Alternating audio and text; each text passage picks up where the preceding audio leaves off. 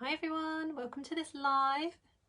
For those of you that don't know me, my name's Tabassum. I'm a success, self-mastery and self-esteem coach, and today I'm going to be answering a really commonly asked question and a really commonly asked theme of things that come up a lot for people that are considering coaching over the last couple of weeks, and that is why does coaching work more for some people and not as much for me, or for not as much for other people. So basically I just want to talk about a couple of things that are required from you as a coachee if you're considering coaching.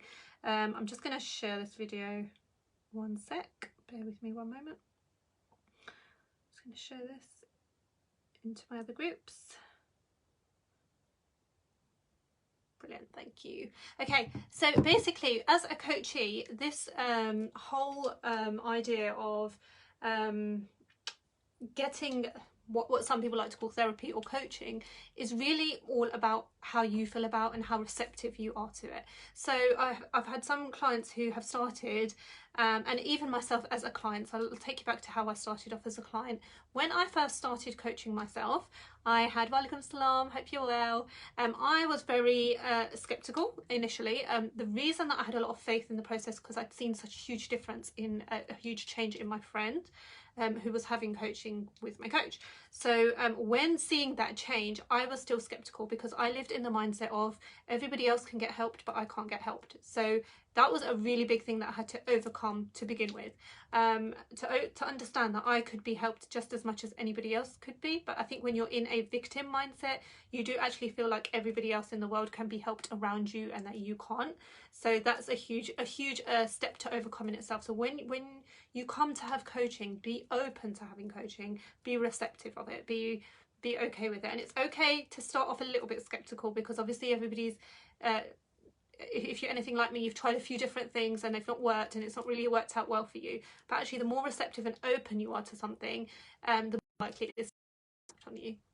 The second thing is, even with tasking, and again, like and I'm just like some of the clients that I've also had have been a bit like gentle starting off with their tasking. So when I've wanted to give them tasking, and now I understand the importance of tasking, initially when I first started having coaching, I don't think I took my tasking as seriously as I should have.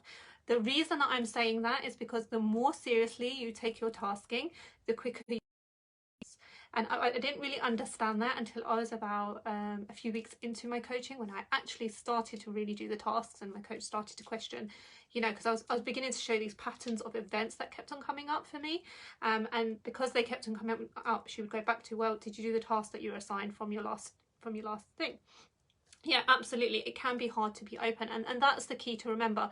You've come to a coach to be extremely vulnerable, and that's a difficult place to be initially, but also you also want to make the most of your money and the most of your sessions. Your coach, if they're a good coach, do not want to keep taking money off you. They really just want great results for you, and the important thing is for you to actually complete the tasking, be open, even when we come to do like the one-to-one, the therapy, the different therapies that we use. So for those of you that don't know, I'm qualified in hypnotherapy, coaching, NLP, and so when we come to using those different techniques, you need to be really open and receptive to actually feeling like, if you're doing the process and thinking like, oh, this isn't going to work, or like you're really skeptical, it's not going to work because you already put it into your subconscious that this isn't going to work.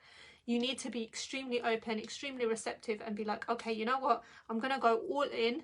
You know that saying like go all in or go home or something.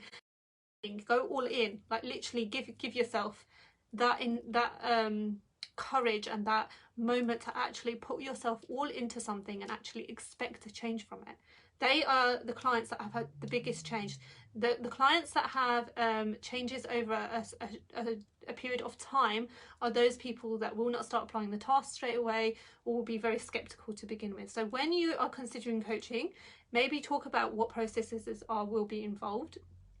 But if understand this is something that you've needed for yourself, you need to have absolutely, you need to have a positive mind. This one says, yes, so important to open yourself up and want to let go and change. It is difficult, it's a difficult journey, and the reason that I totally get that is because I've been on the journey myself. I'm not one of these coaches that have just trained to be a coach and I coach people. I've actually been through the process that I take you guys through. So I totally understand it is a scary place to be. And obviously the mind will also do things like build up resistance when you're starting to actually show progress. So what's really important is for you to be really present in the sessions, to be really open. I often give my clients, my messenger's always open to my clients. So I often say to them, please do message me, and they feel really reluctant after the first few sessions to message me. But again, that's really important that you do that. If you message me when things come up, I can prep your session with those notes and get you really going, and we can really dig our teeth into what we need to get into in the session. So it's really important to do that. The other thing is that for some people, they feel like a need of as if they're doing something. So like sometimes some people will go for therapy or coaching because they feel like if they're paying for something, it feels like I'm doing something for myself, or at least I'm doing something about it. I would urge you to not think like that and to think about the actual impact this could have. So think of yourself, if this coaching was to have major life-changing events for you, how would your life be? How would your life be? And genuinely speaking, how you imagine your life to be is how your life will be. So there are the few tips I've given you. So really just be coachable and be present. If you have questions, ask them. Coaches are more than happy to answer them.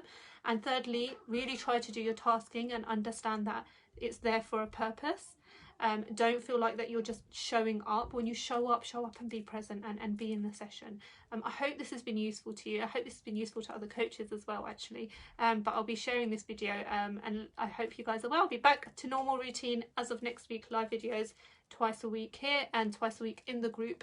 Let me know if there's any topics you want me to cover. There's loads of stuff coming and I'm really excited to share that. But thank you so much for watching, and I shall see you soon. Take care. Bye.